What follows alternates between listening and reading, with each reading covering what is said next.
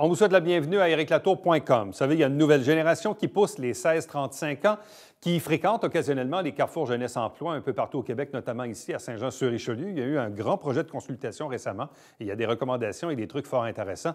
On en discute dans quelques instants avec Martine Roy. Mais d'abord, vous savez, c'est le temps des sucres. Il y a déjà quelques érablières qui ont ouvert le week-end dernier et là, on est en plein dedans. On en discute à l'instant avec les gens de Tourisme Montérégie et aussi l'érablière Charbonneau.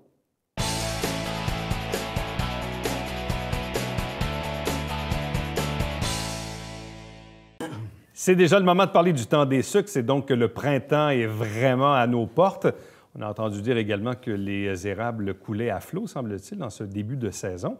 Deux invités pour en parler, pour parler aussi au sens très montérégien de la chose, parce qu'il y a beaucoup d'endroits pour visiter des cabanes à sucre en Montérégie. François Trépanier, directeur des communications chez Tourisme Montérégie. Bonsoir. Salut, Eric. Accompagné de Mélanie Charbonneau, propriétaire de l'érablière Charbonneau au Mont-Saint-Grégoire. Bonsoir et bienvenue. Bonsoir. Cabane à sucre, c'est probablement, je présume, dans l'offre touristique en Montérégie, un élément très important en termes de retombées économiques. Ça représente quoi pour Tourisme Montérégie? C'est le deuxième produit agrotouristique le plus important en Montérégie, juste après le temps des pommes. Donc là, on s'attend à avoir près de 800 000 personnes qui vont venir se sucrer le bec en Montérégie pendant le temps des sucres. Et pour vous donner là, un comparatif avec les pommes, c'est à peu près 100 000 personnes de plus qui viennent aux pommes. Donc, en ayant Mélanie qui a une érablière et un verger, elle rentre vraiment dans les deux créneaux les plus importants de l'agrotourisme en Montérégie. Bon, donc, c'est un moment de l'année qui est assez important, autant évidemment l'automne avec les pommes que ce moment-ci de l'année avec l'érablière. Donc, pour vous, préparer une saison des sucres, ça implique quoi? Bien, en fait, on commence au mois de novembre, nous, chez nous. On commence à faire toutes nos marinades, nos betteraves, nos cornichons, tout ça, nos petites boulettes, nos tourtières. On commence au mois de novembre là, à tout préparer pour être prête pour la fin février. Puis cette année, ça coule beaucoup. Donc, ça a coulé depuis le fin février. Là, donc, en plus, il faut installer nos chaudières et tout notre équipement. Bon. Je présume aussi qu'il y a tout l'aspect de la réservation, des groupes, il y a toute une gestion, il y a toute une logistique qui doit se préparer à l'avance aussi? Oui, en fait, tout de suite après le temps des fêtes, là, nous, on ouvre nos livres de réservation. Les gens commencent à nous appeler au mois de janvier. Donc, quelqu'un à l'érablière tous les jours qui prend les messages et qui répond au téléphone pour prendre les réservations. Parce que nous, on fonctionne comme ça, là, avec des réservations, que vous soyez 2, 4, 10, 25, ouais. Bon, si on dit qu'il y a 800 000 personnes qui vont visiter nos érablières au cours de la saison, un peu partout en Montérégie, on connaît évidemment le pôle de Mont-Saint-Grégoire pour les gens de la région qui nous regardent ici, mais en même temps, quelqu'un qui veut aussi explorer et se déplacer, il y a d'autres pôles à visiter en Montérégie. Il y a des érablières un petit peu partout sur le grand territoire de la Montérégie. Je te dirais que le secteur de Rigaud, dans le Suroît, est un secteur extrêmement important, avec la sucrerie de la montagne qui fête ses 40 ans cette année, avec Pierre Fauché, là, qui est l'emblème du temps des sucres. C'est vraiment l'emblème. C'est le monsieur qu'on voit avec la grosse barbe. Ouais. On a l'impression que le monsieur, il n'a pas vieilli parce que je voyais des publicités il y a peut-être 10-20 ans, puis c'était le même monsieur avec la même barbe qu'on dirait qu'il ne vieillit pas. Pierre a toujours sa barbe, ses bretelles. Il est habillé comme Mélanie, mais à longueur d'année. Donc, en plein été, on va le voir mais comme il ça. Il est ouvert à l'année. Il est ouvert à l'année. Lui, c'est particulier aussi. Lui, tu peux aller chez lui, Eric, au mois de juin et on va te servir un repas de cabane à sucre. Tu sais, quand on dit que c'est le symbole du temps des sucres, bien, il reçoit beaucoup de groupes, beaucoup d'autobus d'un peu partout au niveau international qui viennent l'été peut-être au Québec pour déguster un repas de cabane. Donc, secteur Rigaud, oui. À l'extrême ouest de la Montérégie, oui. Donc un petit peu en haut de Valleyfield. Sinon, dans la partie Valleyfield, Beauharnois, Châteauguay, est-ce qu'il y en a quelques-unes? Il y en a un petit peu dans ce coin-là. Je t'amènerais peut-être plus du côté de Mont-Saint-Hilaire, dans les environs, là, où il y a la maison amérindienne de l'érable, où on va retrouver un repas de cabane à sucre complètement différent des autres.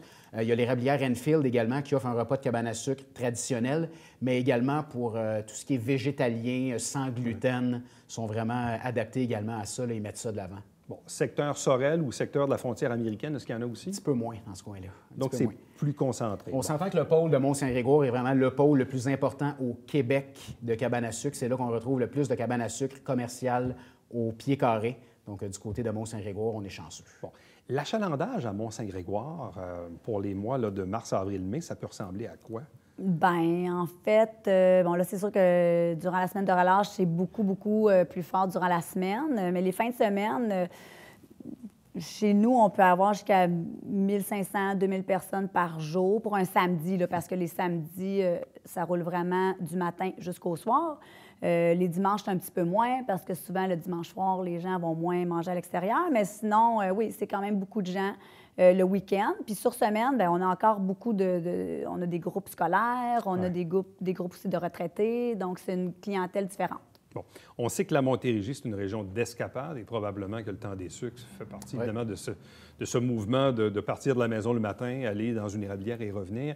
On parle de 800 000 visiteurs durant cette saison-là. Est-ce qu'on connaît la provenance de ces gens-là? Autrement dit, est-ce que majoritairement, ce sont des gens de la Montérégie qui consomment des érablières de la Montérégie ou si on a une clientèle aussi qui vient de Montréal, de la Rive-Nord ou d'ailleurs au Québec? Un peu partout, mais la clientèle montérégienne est celle qui consomme le plus dans sa région. C'est encourageant d'entendre ça, hein? Les gens de la Montérégie sont ceux qui visitent le plus la région au niveau des sorties comme ça. Par la suite, c'est vraiment du côté de Montréal. Nous, on a une grosse offensive publicitaire là aussi du côté de Montréal pour aller chercher la clientèle montréalaise. Et on essaie aussi de promouvoir les escapades du temps des sucres, mais on essaie de promouvoir également les courts séjours, tu sais, que les gens puissent faire une autre activité, prolonger votre séjour. Nouveauté cette année du côté de Mélanie, là, ils ont Arbraska qui est sur le terrain des Érablières. Bien, Arbraska a décidé d'ouvrir ses portes pour le temps des sucres. Donc, tous les week-ends, Arbraska est ouvert. Donc, ça permet vraiment de ne pas descendre seulement de Montréal pour faire ton activité cabane à sucre. Tu peux également profiter du parc Arbraska par la suite. Parce que généralement, Arbraska est ouvert quelques mois par été, Bien, principalement? en fait, habituellement, ils sont ouverts à partir du mois d'avril jusqu'au mois de novembre. Mais là, cette année, ils ont devancé d'un mois là, avec la semaine de relâche et les week-ends là, qui étaient vraiment plus cléments. Mais on a d'autres petites activités aussi. Là. Il y a toujours les balades en tracteur, la mini-ferme, on a les aires de jeu. Il y a le verger aussi qui reste ouvert, la boutique du verger. Puis on fait des repas de cabane à sucre aussi à cet endroit-là les week-ends. Donc, toutes les activités. Tu peux passer une belle journée, là, pas juste un repas. Ça, c'était mon autre question.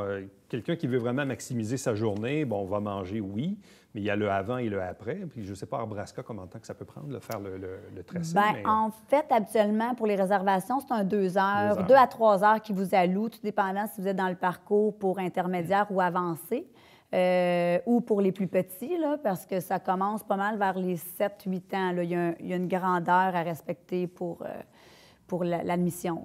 Bon, donc, tu peux passer quand même une journée assez bien remplie. Endroit intéressant pour aller digérer son repas, soit dit en passant. Ça, on peut brûler les ça dépend. Soit qu'on le fait avant pour se donner faim, ou on y va après pour digérer. C'est le choix plus personnel. Bon, en même temps, Mélanie, tu as amené évidemment les traditionnels produits dérivés qui nous font un peu saliver. Moi, honnêtement, depuis le début de l'entrevue, j'ai peur pour la tarte. Oui, bien là, j'entends Richard dans la régie. Mais je vois qu'elle est quand même solide sur notre table. Il ne faudrait surtout pas perdre la tarte. Non. Quand même. Mais parlons un peu des produits dérivés, parce que ça aussi, quand on arrive chez vous puis on voit la petite boutique, c'est toujours intéressant de ramener quelque chose à la maison. Oui, bien en plus, cette année, on a une nouveauté. On a agrandi où les gens mangent la tire, puis on a fait une plus grande boutique, parce que là, c'était vraiment dans l'entrée, il y avait beaucoup de gens, donc les gens avaient de la misère à se frayer un chemin pour acheter des produits dérivés après ou avant le repas. Donc ça, c'est nouveau. Donc, on a ajouté des produits, mais j'ai amené pas mal les plus populaires. Donc, notre tarte au sucre qui est sur le menu. Que les gens peuvent rapporter à la maison s'ils veulent en avoir une. On a le beurre d'érable, le caramel à l'érable, des petits bonbons au sucre, puis bien, le sirop d'érable. Là, j'ai amené une bouteille en forme de feuille, mais on a plein d'autres genres, puis la fameuse canne qui est beaucoup plus économique aussi. Là. Bon. Quand on regarde ça pour la Montérégie, en même temps, on dit oui, on souhaite que les gens puissent faire de courts séjours. Quelqu'un qui voudrait justement planifier un déplacement, dire bon, je vais aller faire un tour à Saint-Grégoire, mais en même temps, qu'est-ce que je peux faire d'autre durant ce temps-là? Parce qu'on est à un moment de l'année où il y a presque plus de neige. Qu'est-ce qu'on peut faire? C'est sûr que les sentiers de Cime au Richelieu à Mont-Saint-Grégoire sont accessibles tout au long de l'année. Les gens peuvent monter en haut de la montagne Saint-Grégoire. Il y a également les soins corporels L'Herbier du côté de Mont-Saint-Grégoire, également boutique extrêmement intéressante. Guylaine Audet, là, qui met la main à la pâte, est allée au Dragon également avec son entreprise. Fait beaucoup de produits justement à base d'érable, que ce soit des savons, des crèmes, des lipsils. Il y en a vraiment pour tous les goûts. Donc, ça vaut le déplacement du côté de Mont-Saint-Grégoire. Et il y a le monument du frère André à Mont-Saint-Grégoire qui peut avoir l'air un petit peu... sais pas comment dire ça, mais les gens pourraient dire oui, mais... D'une autre époque. D'une autre époque, mais le tourisme religieux Ouais, tout à est fait. extrêmement important. Les gens font un détour pour aller Oui, voir c'est le vrai. monument du Frère André du côté de Mont-Saint-Grégoire. Donc, avec ça, on est capable de se planifier une belle journée. Bon, on disait tantôt en introduction, et je l'ai entendu également dans l'actualité, que cette année, les érables coulent très, très tôt. Évidemment, on le sait, on a des météos qui, d'une année à l'autre, bon, là, on a des redoux, des moments plus froids.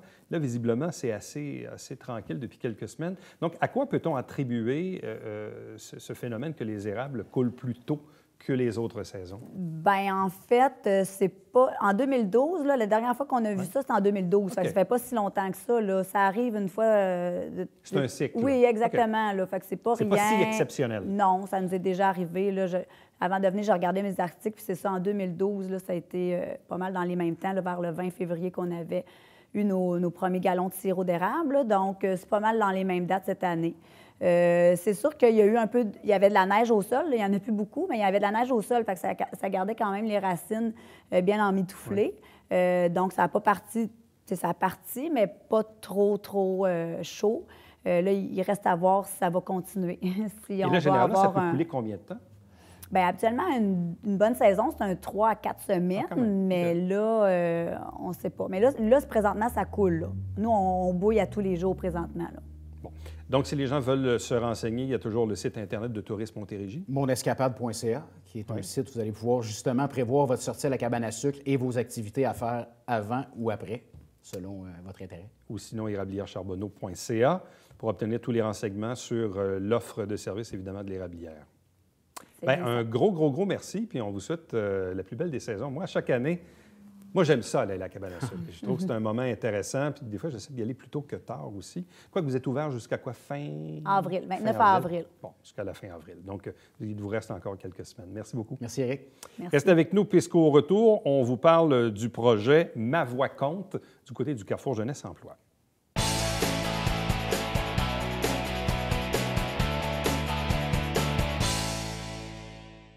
Mesdames et messieurs, bonjour et bienvenue à la Justice entre nous. Mon nom est Serge.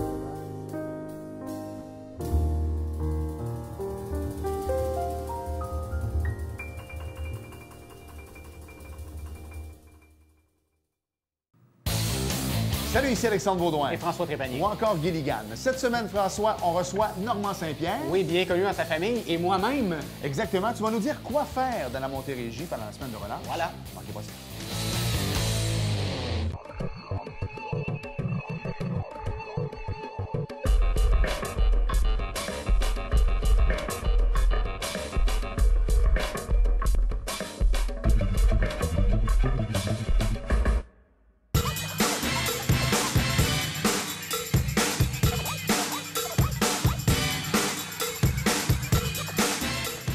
Dimanche, 9h30, Télé Bingo, on vous attend.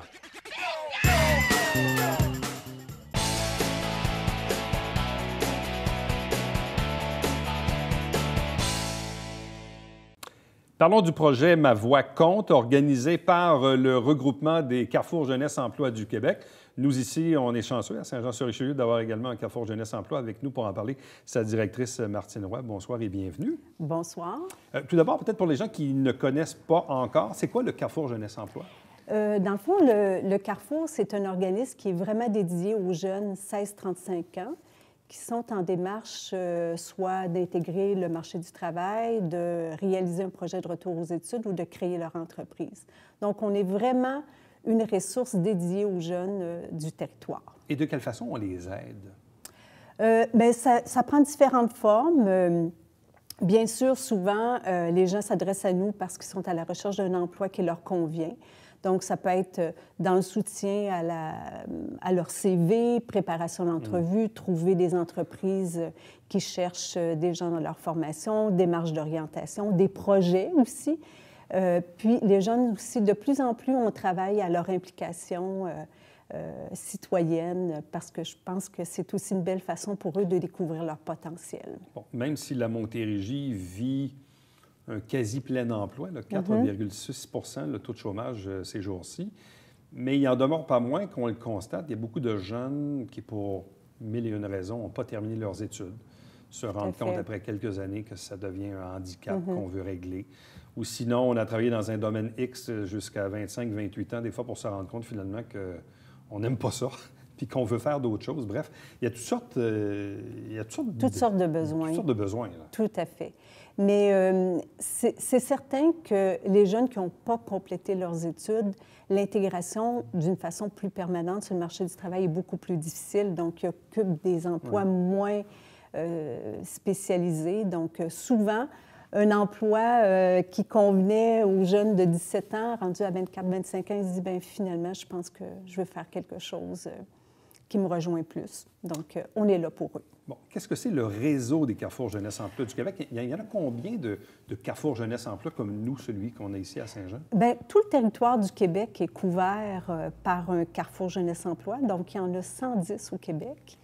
Et c'est vraiment des organismes qui ont le même groupe d'âge, la même mission.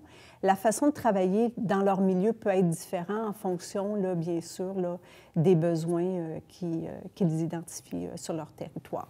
Bon, et là, le réseau nous arrive avec ce projet Ma Voix compte. Qu'est-ce que c'est comme projet? projet? Tout à fait. Ma Voix compte, c'est finalement un mouvement, je dirais, de participation sociale qu'on a voulu susciter auprès des jeunes.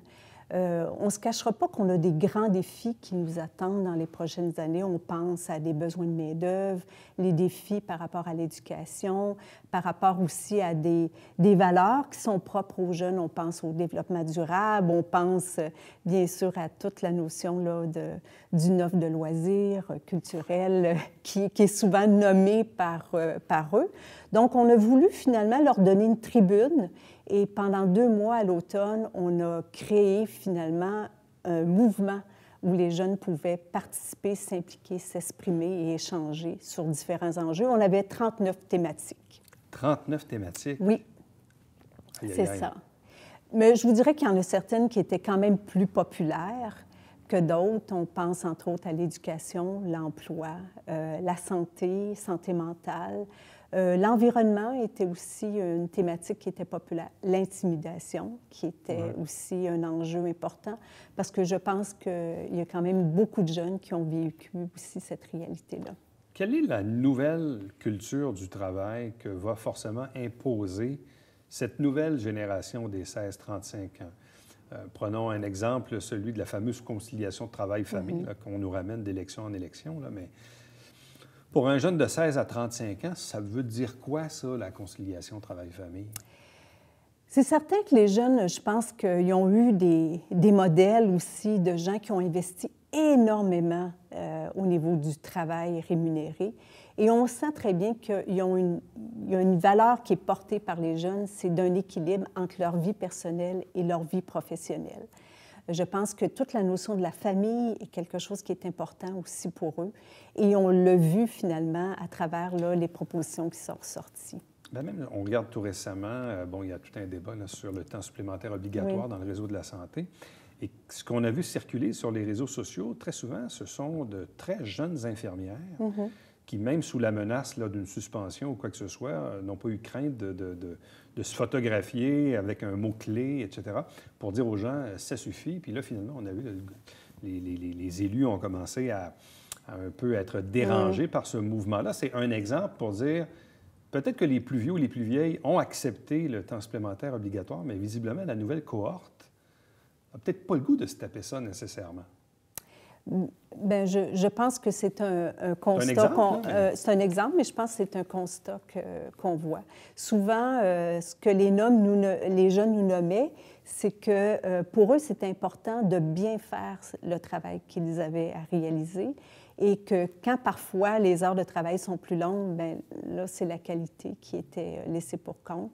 Et je pense que ça demeure une valeur importante chez les jeunes des nouvelles générations. Même quand on regarde dans le milieu de la santé ou dans le milieu de l'enseignement, je ne veux pas me tromper dans les chiffres, mais où on dit que, grosso modo, il y a peut-être 25 % des gens qui commencent le métier et qui, 5 ans après, n'y sont plus. Puis des fois, dans le monde de l'enseignement, c'est pas qu'ils n'ont pas de permanence ou parfois c'est pas intéressant ou ce qu'on demande pour enseigner les programmes et tout ça, la condensation, fait en sorte que les gens disent finalement, je ne veux pas faire ça pendant 40 ans de ma vie et ils décident de changer de cap, de changer de carrière tout simplement. Là. Et pourtant, être infirmière ou enseignant, ce sont c'est un beau travail dans la vie, là, sécuritaire aussi. Là.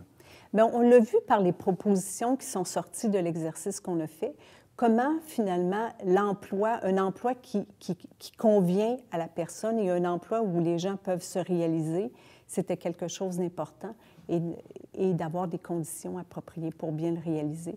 Je pense que c'est quelque chose qui est ressorti pendant l'exercice qui a été réalisé là, parmi l'ensemble des carrefours. C'est sûr que nous, on est dans une réalité, je dirais, en banlieue de Montréal. Il y a des aspects, il y a une diversité dans les emplois qui est plus accessible que dans certaines régions. Mais il reste que, je pense que oui, c'est une valeur importante pour les jeunes d'aimer et de se réaliser dans leur emploi. Ça m'a beaucoup marqué parce que dans les dernières semaines, on a reçu des jeunes qui ont fréquenté vos services, qui avaient ça là, entre 16 et 35 ans.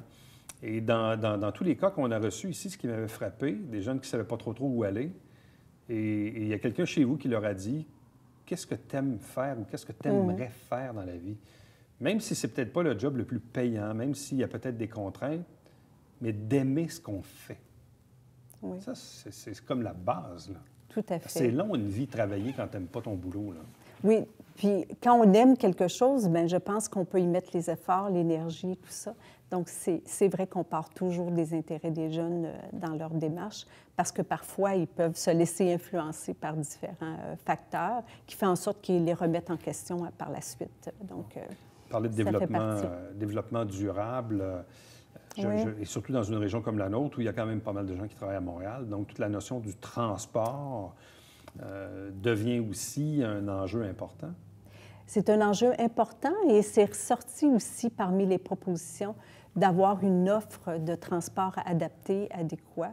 C'est sûr que ça va aussi avec tout le développement durable et l'environnement qui est une valeur importante chez les jeunes. Donc, je pense que c'est ressorti aussi, autant en région qu'en milieu urbain. Est-ce qu'on a fait du chemin aussi au niveau de l'intimidation? Vous en avez parlé tantôt au début de l'entrevue. Et même, on le voit dans différents mouvements, bon, en ce moment, mouvement moi aussi, entre autres, mais où les gens sont dans une phase où on dénonce, où on dit non, ça, on ne veut pas ça. Peut-être que les générations en avant ont accepté ça, mais nous, on n'acceptera pas ça. Ça aussi, c'est un changement de culture. Tout à fait. Puis, je pense que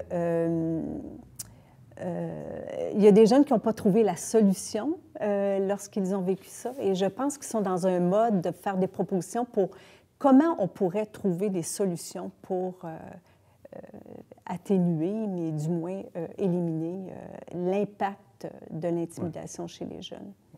Il y a aussi le mode de production ou de consommation. Oui. Ça aussi, c'est un autre aspect où, visiblement, la nouvelle génération voit peut-être les choses autrement. C'est quoi leur façon de voir ça, la façon de produire ou de consommer de façon responsable? Je vous dirais qu'il y a comme deux pendants. Il y a des jeunes qui sont encore dans la consommation et c'est présent, travailler, la conciliation travail-études, c'est parfois difficile pour répondre à leurs besoins. Mais on observe aussi un changement chez les jeunes en disant comment finalement je peux consommer de façon plus responsable et comment je peux aussi diminuer la consommation de biens, finalement, qui fait en sorte que je ne suis pas plus heureux, finalement, si je consomme plus.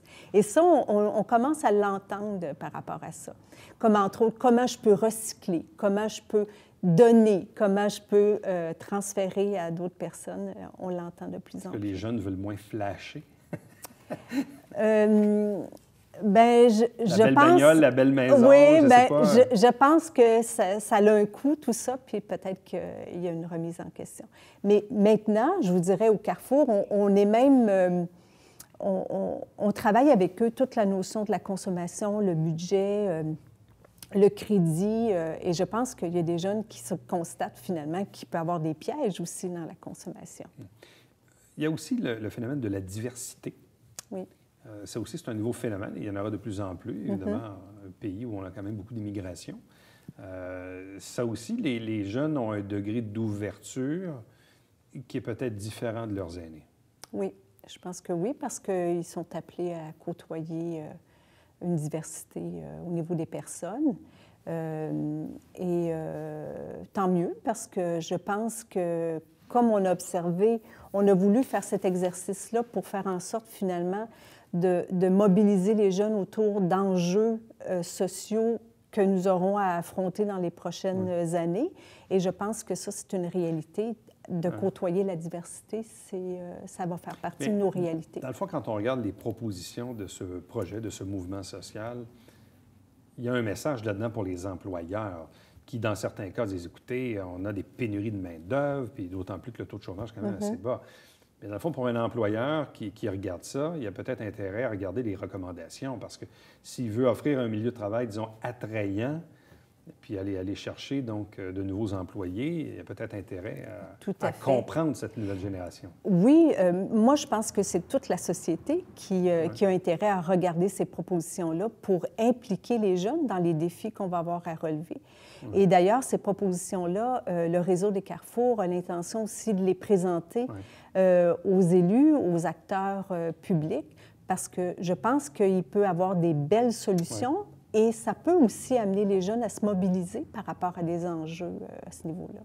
On dit souvent que les jeunes s'impliquent peu pour donner leur opinion, mais je pense que c'est un bel exercice. On a quand même mobilisé 5 000 jeunes, plus de 5 000 jeunes. Il y a eu différents exercices. Donc, je pense qu'il faut continuer ce mouvement-là pour faire en sorte, finalement, que les jeunes prennent la relève au niveau des décisions sociales que nous aurons à prendre. Martine Roy, merci beaucoup. Ça m'a fait plaisir. Reste avec nous au retour, conclusion de l'émission.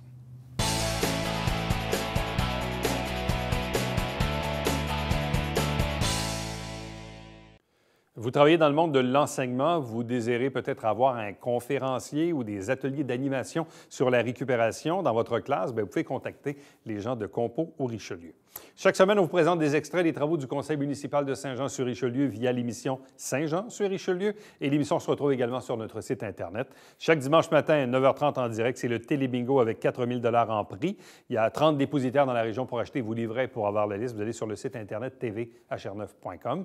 Entre-temps, si vous désirez me joindre, faites-le par courriel, plus facile, plus rapide, commentaires, suggestions. Éric Latour en un mot à commercial tvhr9.com. À demain.